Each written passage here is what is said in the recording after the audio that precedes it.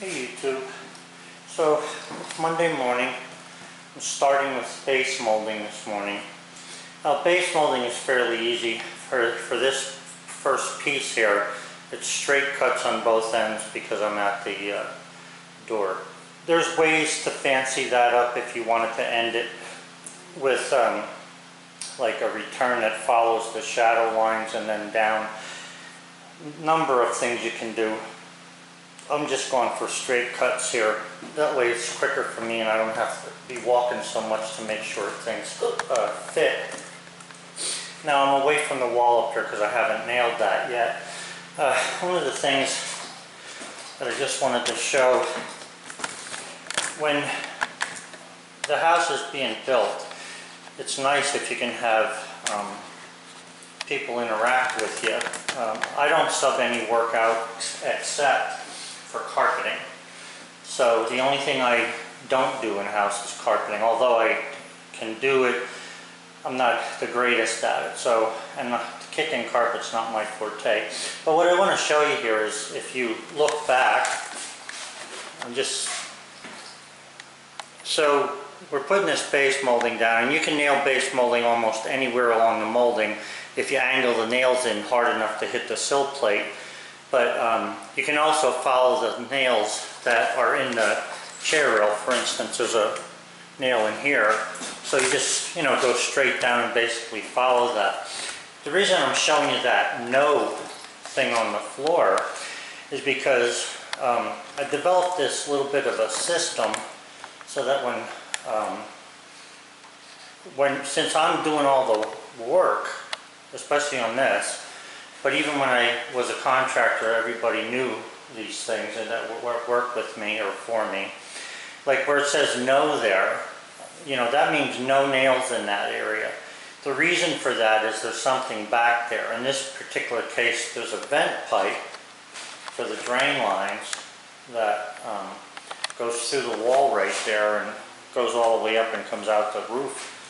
I think that if you watch my roofing video, where I showed pictures of the roof being done, you'll know that that's where one of the pipe comes out of the roof. So you don't want to hit that or put nails through that. So it's just a little something that, if you're a young upcoming contractor, you may want to develop these little things. They may not seem important to you at the moment that you're doing stuff, but believe me, when the time comes for someone else to take over, if you have messages like this where they can clearly see them, and you need to sweep the floor to put base molding down so it's obvious that that's there. Now that was written with a pencil. It'd be nice if it was written with a marker. That's even better.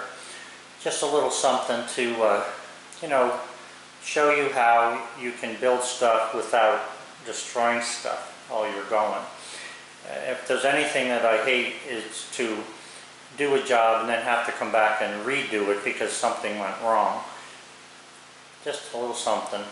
I know they have some kind of cell phone thing that you can look inside the wall, I suppose, or I don't know how it works. I don't really care. I'm just showing you what kind of a system I use. So the other thing about base molding then is normally I nail, I don't know if you can see this, but normally I nail in where the shadow line would be. The problem with base molding is if you drive the nail too close to the bottom of the floor, like to the bottom of the molding, because drywall is up off the floor slightly, you'll pull the top of the base molding out. So you want to keep the nails either one high and one in the middle is your best bet, or even a single nail if the molding is good stuff, if it's nice and straight. But it's better to have one high and one low, or two and at least an inch apart, which I haven't done here yet, but I'm just saying, because like I say about the drywall. So to give you an example of that, if you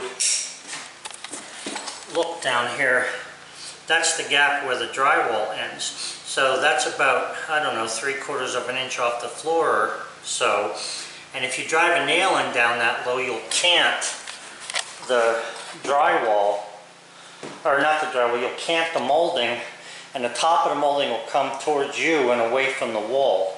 So you want to watch when you go to nail that. Otherwise it's not hard to nail. You can nail into the studs, and like I say, I'm using 8-penny nails, so I can actually nail on an angle and still hit the sill plate. There was, controversy at one time because of the way things were built in balloon framing, where the floor would move away from the wall slightly. So at that time, people used to nail the base to the floor, the little shoe molding. Now, we don't have that problem in the way we build things because the wall's actually sitting on the floor, and if the floor moves, the wall moves. So I'm just saying, that's a little something extra. So with this base molding then, this is profile is known as colonial base.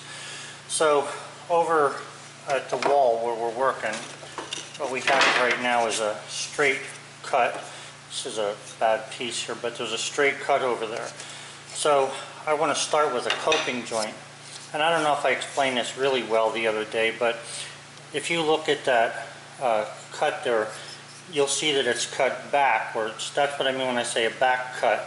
You angle the cut back in so that none of that wood, when you look straight at the joint, is going to affect the fit. So when I fit this, then I'll zoom in here. So when I fit this, it closes the joint like that. That's how it's cut. It's cut so that it can fit perfectly, or as, if not perfectly, as best as you can into that corner. So that's how you, when I say back cut the cope joint, I mean that angle you're looking at, to cut it on an angle backwards. If you try to cut it straight down, straight up and down, what happens is sometimes you leave burrs on there and stuff, or just a little bit of the wood will hit the other piece before the face does, and then that gives you some problems there. Instead of a nice tight fit, it gives you a bad fit. Okay guys, so then there's one other little thing here. I don't know if you want to call it a trick or not, but what I do here, this house has baseboard electric heat in it, okay? So this wire is at the end of where the heater would be. It has a certain size heater. I'm not sure what this one takes. I think it's a 6-foot heater. But either way, this wire underneath there is put in a certain way, and I'll show that to you here. So just give me a second. So guys, I'm going to use this this is the end of my jigsaw here, but I'm going to use this to show you what has taken place inside the wall there. So let's assume that this is sticking out of the wall, okay? So what happened here is then the wire is taken inside there, and it has at least 3 wraps to it, which makes it about 18 inches long. And then a cable staple is taken and tapped, not beat to death, just tapped in where the wire is to hold it. Now what that does is it causes the drywaller, whoever does the drywall, to have this wire sticking out. And if he drywalls over it, he's going to end up breaking the drywall because it's right next to a stud where that wire comes out. So what happens is, all you do now is, just bear with me here. You have the cable staple through a couple strands of wire. All you do is take a screwdriver, pry up on it, the staple easily comes out, and then you pull 18 inches of wire out of the wall. And that gives you plenty of wire to be able to wire the electric baseboard heater that's going to go there. So what I really want to do now, besides showing you what I have, and once you see it, you'll understand better. So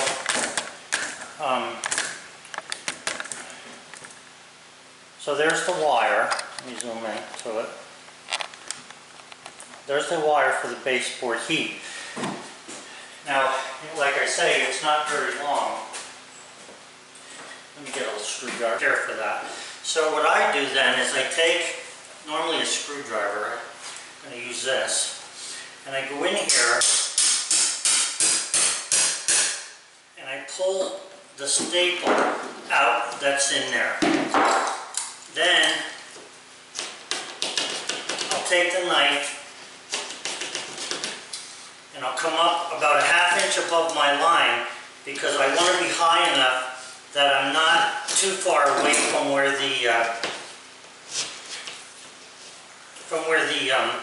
baseboard is going to be.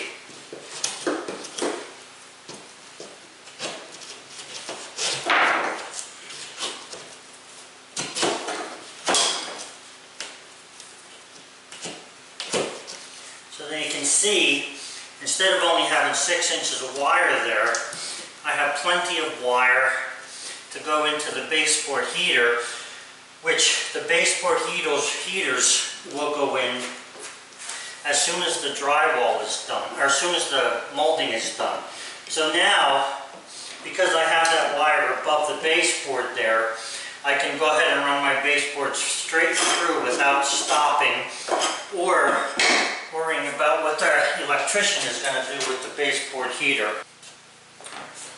So again, now let me try to zoom into this corner here really well so you can see this. I had said that the corners are never really square. So I don't know if you can see this or not, but you see that, how far away that edge is over there, over on that side? That's because of the corner has been spackled. It's actually pulled that away from there that far. Go this direction, you have the same thing over here. So you have to be able to contend with that bow in the drywall. So there's a number of ways you can do it. I've seen guys lay a piece of molding on the floor. Hold on, I'll show you this. Okay, so to fight that curve that's in the wall, I've seen guys do a number of things. Number one, I've seen them take the base molding, lay it against there, and take a knife and scribe a line along the top of the base. That way the base molding can fit into that, and that's how they try to get a straight corner. I don't like that because sooner or later the paper starts weeping dust out from that line, and the next thing you know, the wall is pulling over top of this molding. So I don't like the idea of taking that and slicing it across there. Now, certain circumstances, I've done that already, and sometimes things just don't work out, and you got to try to do something. You can do that, and then you can possibly try to doctor that corner up somehow, but I don't want to have to do that because I do not want to have to do any more painting in here. So what I'm going to do here then is I'm going to take and I'm going to get this corner. I'm going to look at how bad this is, how bad I can pull through there. You can see that there's about 1/8 of an inch or so there in the middle. So what I'm going to do is I'm going to take at least 1/8 of an inch here, okay, and I'm going to start to plane that from about back here to there with a block plane. That 1/8 of an inch in most cases, because it's along the wall, will not be picked up by your eye, okay, and you have the wall not changing, the molding's not moving into the wall, it's basically staying on the outside. But that's the only way that I've been able to come up with to come through that cut without doing anything to the wall. So I'm going to get a measurement here for this big piece, and then I'll do that, and I'll show you what that looks like when I'm done with it. Okay, so this base molding now is cut, and the closest I can bring this against is right about here. Okay, right about where this finger is, I can get it in there. But I didn't do anything to this edge yet, and I need to try and get this closer because there is a good, I don't know, almost 1/4 of an inch opening there, and that needs to be closer than that. A 1/16 of an inch would not be too much to leave open on the top, but it would be nice to have it completely closed. So I'm going to shave that off with a block plane. Okay guys, so to be able to do a good job planing this. First of all, I take a piece of molding that's just like this and turn it the opposite way, and this will lay flat on my table here. And then, you've seen me do this before, I put a pencil line on here to see, the pencil line tells me whether I'm block planing flat or not, okay? And if I'm not, then I can adjust to that.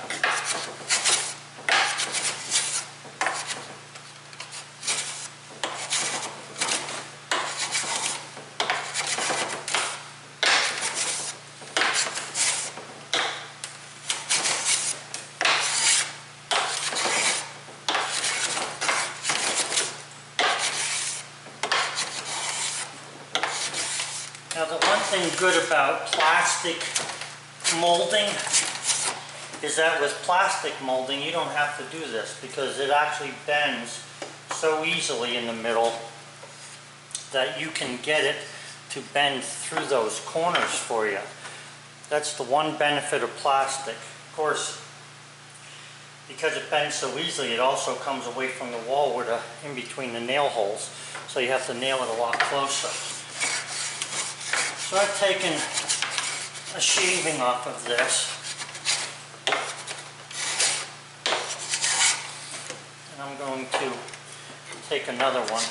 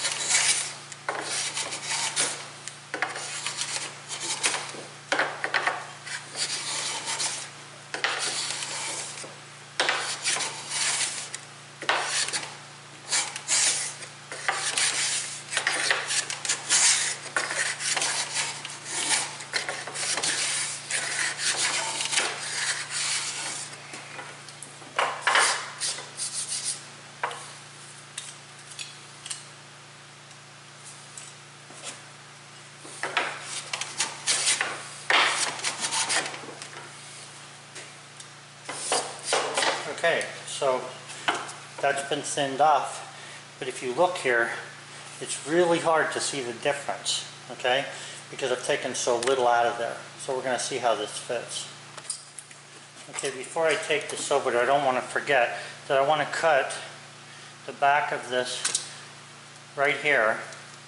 I'm going to cut that off straight up through there, okay, to fit around that curve that the spackler left,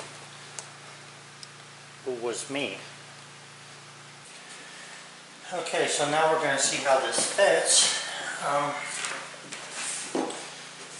So I'll put a little bit of pressure on it, and you can see that I have no gap there. Okay, there's a shadow line that's so thin it doesn't matter. That's what you can do when you take your time. When you take your time to solve the problem. I could stand here, and if I wasn't the drywaller, and I drywalled this, I spackled it, I painted it.